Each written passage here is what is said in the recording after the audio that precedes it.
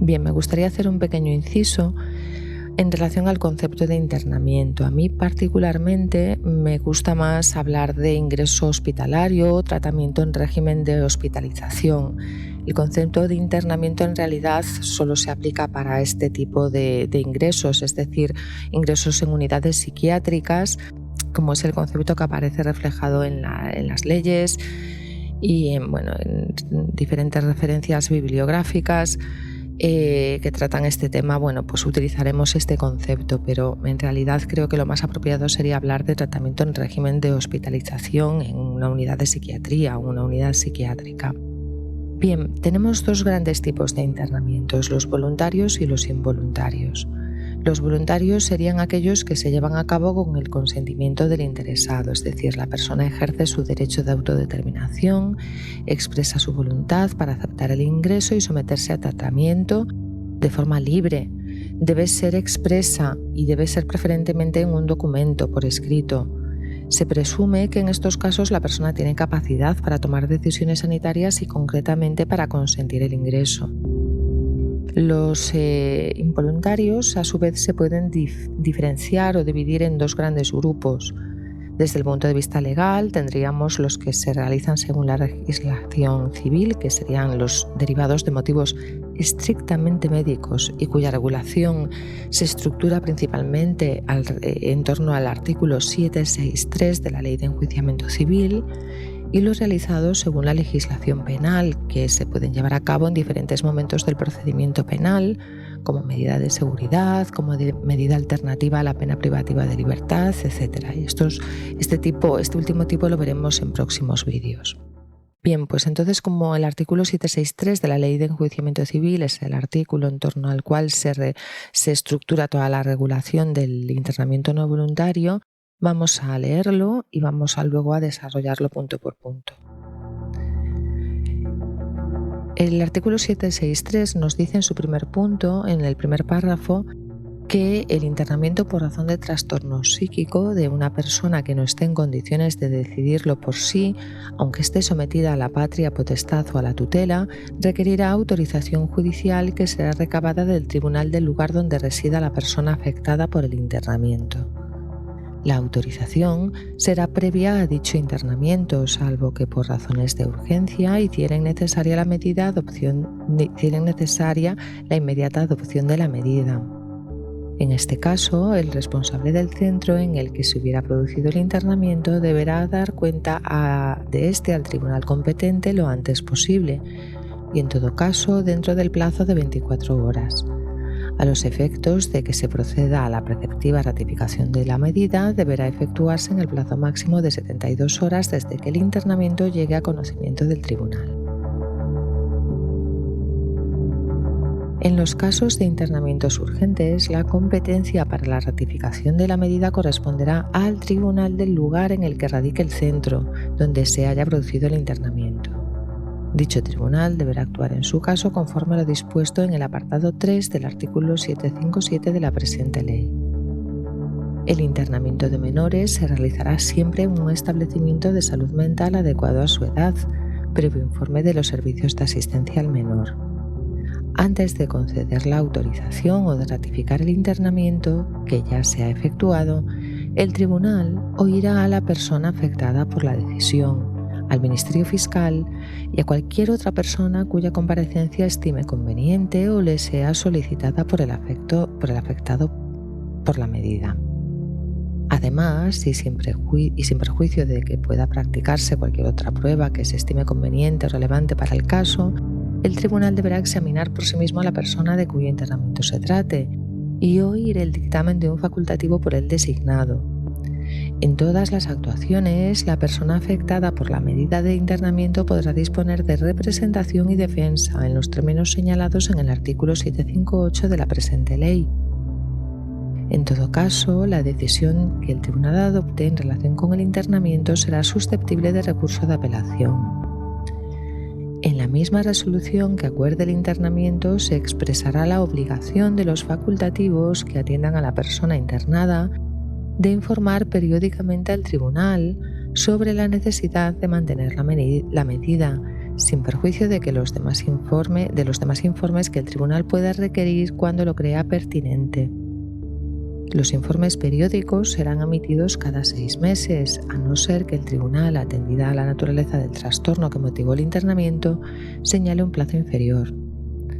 Recibidos los referidos informes, el tribunal, previa práctica en su caso de las actuaciones que estime imprescindibles, acordará lo procedente sobre la continuación o no del internamiento. Sin perjuicio de lo dispuesto en párrafos anteriores, cuando los facultativos que atiendan a la persona internada consideren que no es necesario mantener el internamiento, darán el alta al enfermo y lo comunicarán inmediatamente al tribunal competente. Bien, pues veamos ahora entonces cuáles son los requisitos que aparecen reflejados en este artículo. Bien, pues el primero de los puntos nos establece el requisito principal y fundamental de esta medida, y es que nos habla del internamiento, de la regulación del internamiento de una persona que esté aquejada de un trastorno psíquico. El concepto de trastorno psíquico en realidad es amplio. No hay una restricción en cuanto a la formulación diagnóstica, es decir, cualquier patología mental, cualquier fenómeno psicopatológico puede ser susceptible de requerir un abordaje hospitalario, un tratamiento en régimen de hospitalización.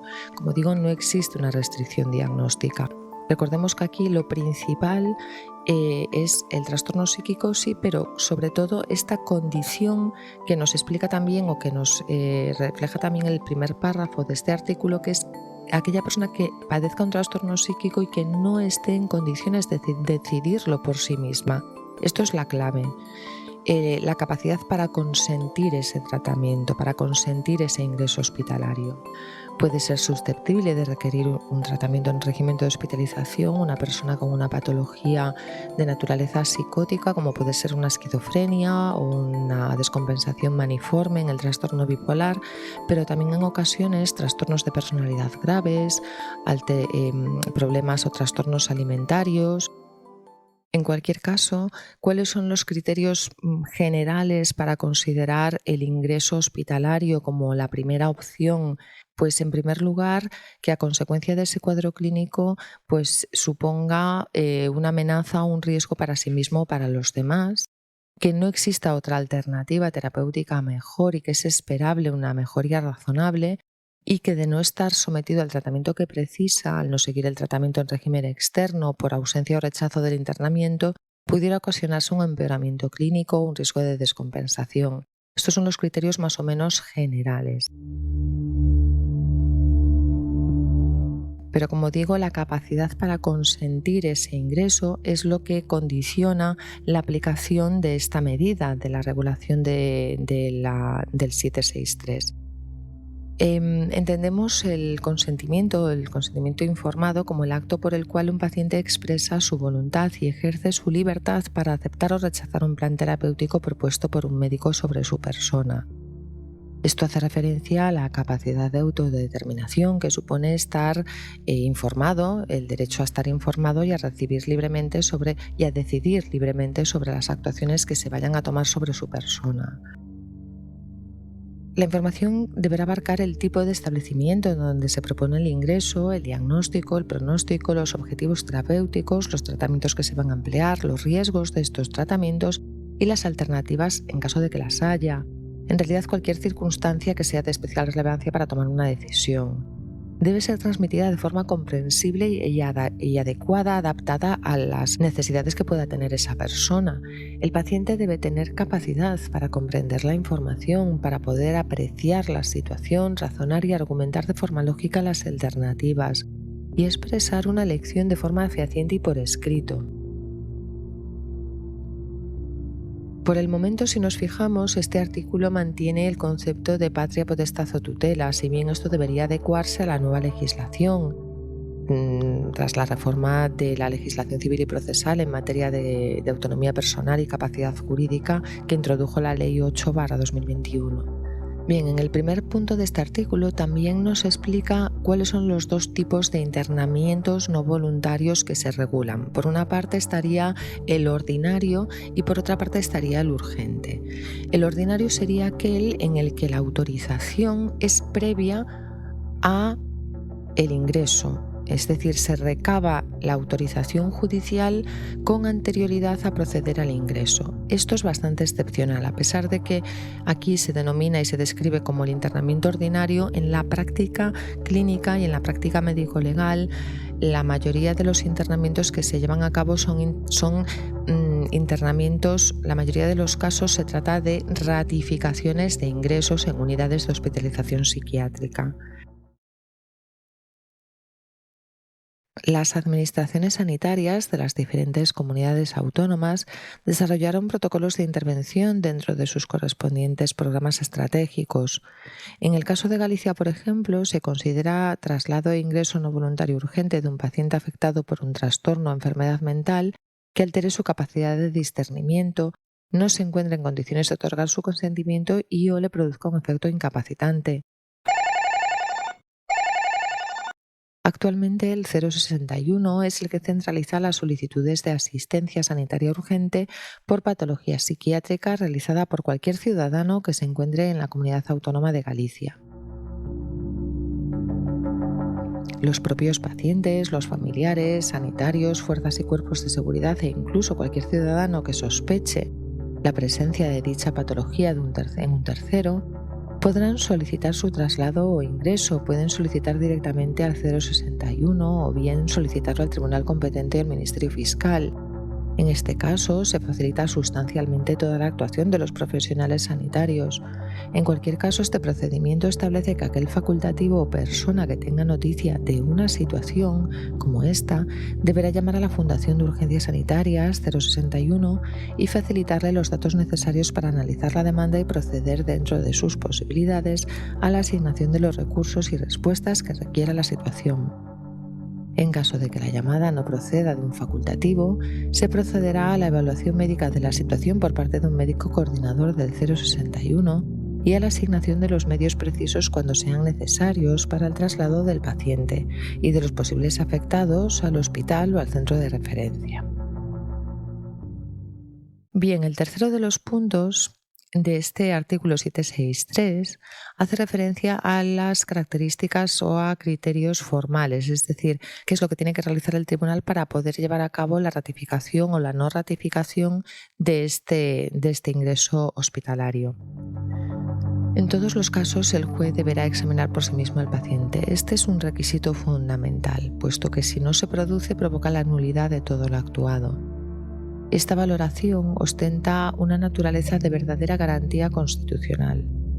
Es importante destacar que en los últimos tiempos esto se ha modificado sustancialmente a raíz de la pandemia del COVID, puesto que en ese momento se empezaron a realizar las valoraciones por videollamada o por videoconferencia con el centro en el que se encontraba ingresada la persona, y esto hasta ahora se ha venido manteniendo en todas las comunidades autónomas. El juez además deberá oír también al Ministerio Fiscal antes de proceder a la ratificación del internamiento y el fiscal debemos decir que interviene en todos los casos. En cuanto al dictamen facultativo, habitualmente son los médicos forenses los encargados de informar al juez sobre todas las circunstancias que precise para fundamentar su decisión.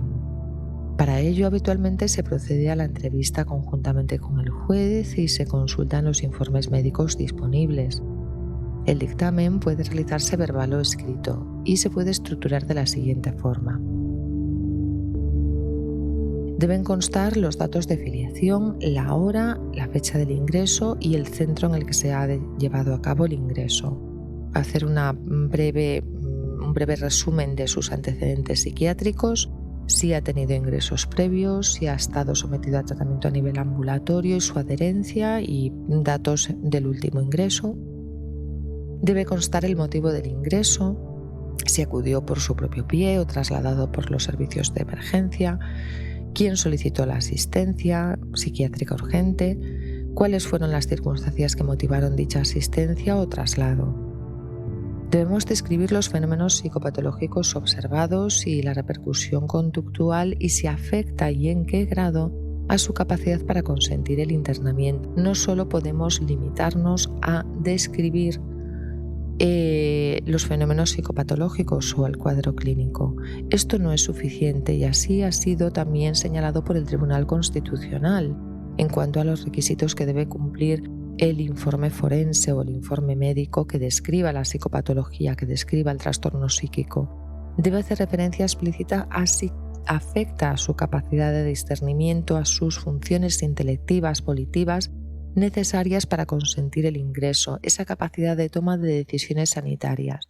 Y además también debemos señalar si existen criterios clínicos de ingreso en psiquiatría, teniendo en cuenta además los posibles factores sociofamiliares que pudieran condicionar esta indicación. Por ejemplo, muchas veces el internamiento, el ingreso hospitalario, es una decisión que se toma por parte del facultativo una vez ha hablado, por ejemplo, con la familia y con la intención de hacer un manejo ambulatorio, con una supervisión por parte de la familia los primeros días, pero sin embargo pues aprecia es la propia familia la que refiere pues que no hay posibilidad de contención en domicilio, que es imposible que se pueda llevar a cabo esta supervisión que el facultativo le solicita y por lo tanto se decide el ingreso. La familia en este caso no va a poder ser la que dé el consentimiento para ingresarlo, como sí sucedería en otras especialidades médicas. Además, también se exige el seguimiento judicial del internamiento a través de informes médicos periódicos. Se establece también el plazo máximo de los 6 meses. No quiere decir que los ingresos vayan a durar 6 meses en absoluto. Este criterio de la involuntariedad es importante tener en cuenta que no condiciona la prolongación y la duración del ingreso. Puede que se lleve a cabo un ingreso en contra de la voluntad del paciente y a lo mejor en 2 o 3 días se ha recibido el alta.